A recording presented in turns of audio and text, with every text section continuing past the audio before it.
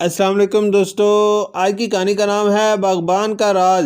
مدثر تیزی سے دوڑتا ہوا آیا اور گیند بلے کی طرف پھینکی۔ سلیم نے جما کر بلا گھمایا اور گیند باؤنڈری کے اوپر سے ہوتی ہوئی شمسو کے باغ میں جا گری، اور اس کے ساتھ ہی کھیل ختم ہو گیا، کیونکہ ان لڑکوں کے پاس اضافی گیند نہیں تھی اور یہ بھی ممکن نہ تھا کہ شمسو سے گیند مانگی جاتی۔ روزانہ ہی اس کے باغ میں گیند جاتی، مگر وہ خبتی بوڑھا باغبان کبھی گیند واپس نہیں کرتا تھا۔ گاؤں والوں سے بھی الگ تھلگ رہتا تھا۔ وہ باغ کے کونے میں بنے اپنے بڑے سے گھر میں اکیلا رہتا تھا۔ علی ہمت کر کے دیوار کود کر اندر چلا گیا۔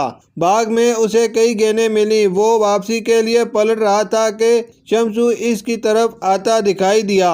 علی ایک درخت کے پیچھے چھپ گیا۔ یوں لگتا تھا جیسے بوڑھے کو کسی کی موجودگی کا شبہ ہو گیا ہے۔ وہ چوکنا ہو کر ادھر ادھر دیکھنے لگا۔ علی موقع پا کر باغ سے مولک بوڑھے کے گھر میں گھس گیا اور مناسب وقت کا انتظار کرنے لگا۔ اتنے میں شمسو بڑبڑاتا گھر کی طرف آیا۔ علی ایک ستون کی آڑ میں تھا۔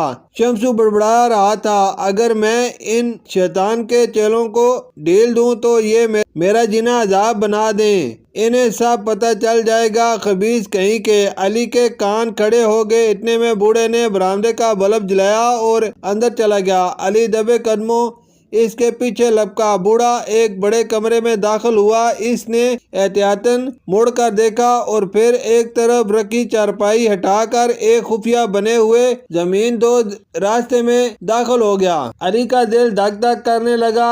اسے اپنے بدن سے جان نکلتی ہوئی محسوس ہوئی۔ اسے لگا کہ وہ بے ہوش ہو جائے گا۔ اسی وقت باہر سے شمیم نے مخصوص انداز میں آواز لگائی۔ شمیم کی آواز سن کر علی کو حوصلہ محسوس ہوا اور وہ دبے قدموں دوبارہ باغ میں پہنچا اور دیوار کود کر باہر نکل گیا۔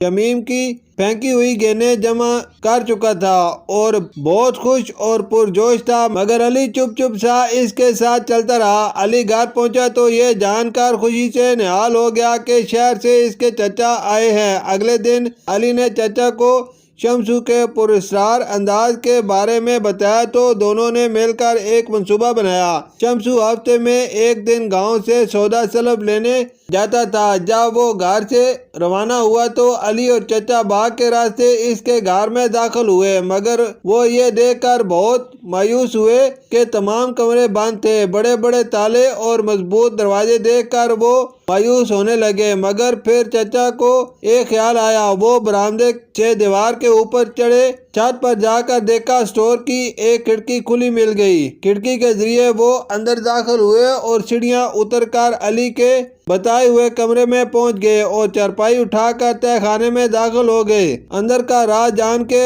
ان کے ہوش اڑ گئے۔ ادھر علی بے چینی سے چچا کی واپسی کا انتظار کر رہا تھا۔ اچانک بیرونی دروازہ کھلا اور شمسو بڑبڑاتا ہوا اندر داخل ہوا۔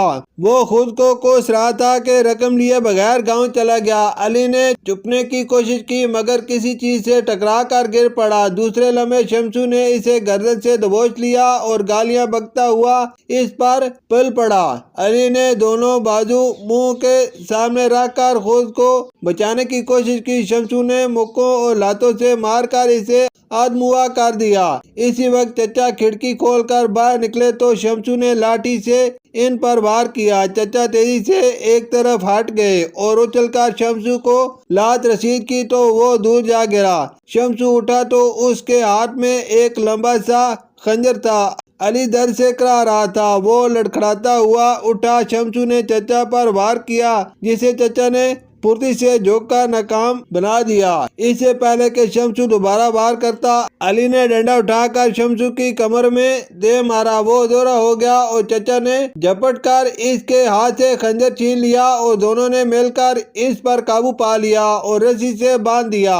علی بھاگتا ہوا گیا اور لوگوں کو بلا لایا۔ شمسو کا راز کھل چکا تھا۔ وہ تہہ خانے میں منشیات بناتا تھا۔ اسی تہہ خانے سے ایک خفیہ راستہ جنگل میں نکلتا تھا، جہاں سے وہ منشیات اپنے گروہ کے لوگوں کو پہنچاتا تھا۔ شمسو کو گرفتار کر لیا گیا۔ علی اور چچا کی خوب تعریف ہوئی۔ چچا بہت خوش لگ رہے تھے۔ شکریہ۔